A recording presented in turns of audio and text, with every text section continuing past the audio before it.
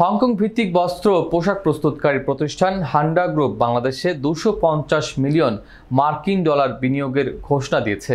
হান্ডা industries লিমিটেডের chairman হান চুন মঙ্গলবার রাষ্ট্রীয় অতিথি ভবন যমুনায় প্রধান উপদেষ্টা অধ্যাপক মোহাম্মদ ইউনূসের সঙ্গে সাক্ষাৎকালে এসব ঘোষণা দেন।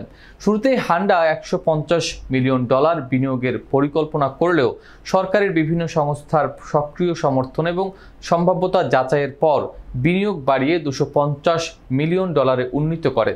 এই অর্থ প্রতিষ্ঠানটি বাংলাদেশের টেক্সটাইল খাতে 3টি আধুনিক কারখানা স্থাপন করবে, যার মধ্যে 2টি হবে গার্মেন্টস প্রক্রিয়াকরণ এবং একটি নিটিং ও ডাইং ইউনিট।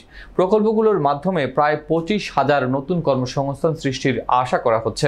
হানচুন জানান, বিডা, বেজা ও বেবজার কর্মকর্তাদের সঙ্গে বৈঠকের পরই এই বিনিয়োগ সিদ্ধান্ত চূড়ান্ত হয়েছে। তিনি বলেন, হান্ডা ইন্ডাস্ট্রিজ তাদের প্রযুক্তিগত সক্ষমতা ও অভিজ্ঞতার মাধ্যমে বাংলাদেশের পোশাক ও টেক্সটাইল শিল্পে আধুনিকতার নতুন মাত্রা যুক্ত করতে চায়।